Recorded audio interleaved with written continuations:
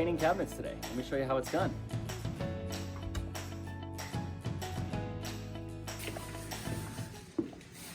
So, as you can see, we have to make a totally separate room. The reason for this is to keep any paint from coming into the other rooms. Generally, kitchens have walls that we can build this plastic sheeting on top of, just to keep any stray paint dust. Let's take a look at how things are looking on day 2.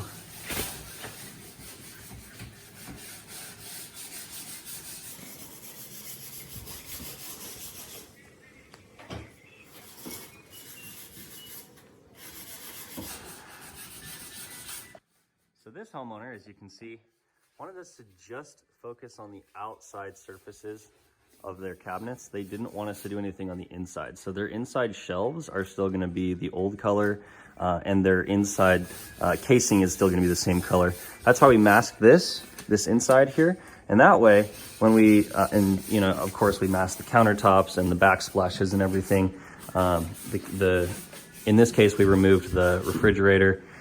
So, you know, the goal here, of course, is to make it so once we're done sanding here, we can bring in a sprayer and we're going to spray lacquer and, or primer, depending on the type of job.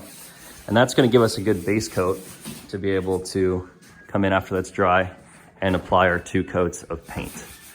Of course, the other process is to paint the shelves if we had shelves that we were painting, but in this case, they don't want us to do that.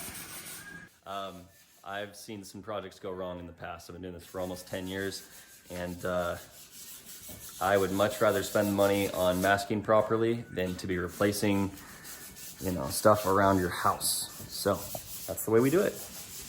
So we're gonna go see how it looks in the garage. Hola, amigo. I'm just making a video here.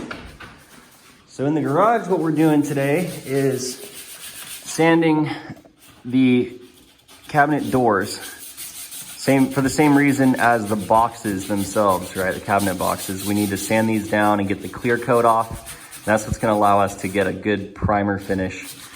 And then once the primer coat's done, then we have to paint one side, let it dry, flip it over, and paint the other side. Here we are on day 3. I'll show you what it looks like. The priming is finished. And at this point, we're just waiting for it to dry. This was actually sprayed out at the end of day 2 after we sanded, but it hasn't dried all the way overnight. So we came to start applying paint coats.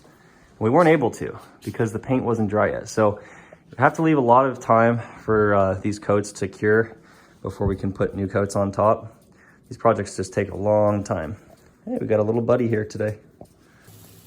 All right, so let's go take a look at the garage and see how the cabinets, the doors, and the drawers are looking. See this? We have to set up several rooms, like paint booths, essentially. That way we don't ruin the garage or ruin the kitchen as we apply these materials. And this is what the drawers look like when they're primed.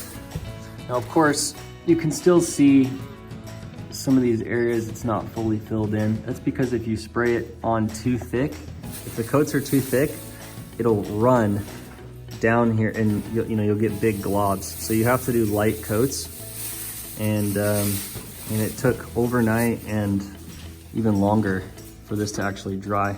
But this looks a lot better, and as you can, I mean, it's hard to tell in the video, but you can still see some of the wood grain, some of the wood grain that was in the wood.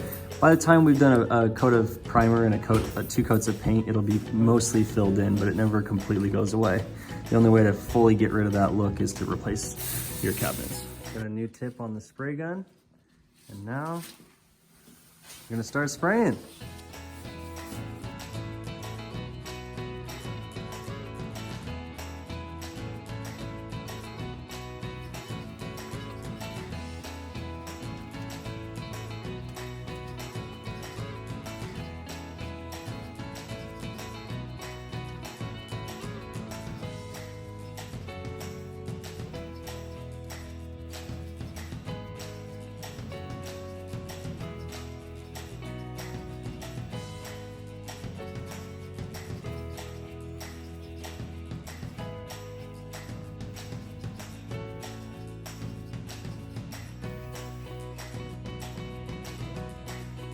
Looks good, amigo.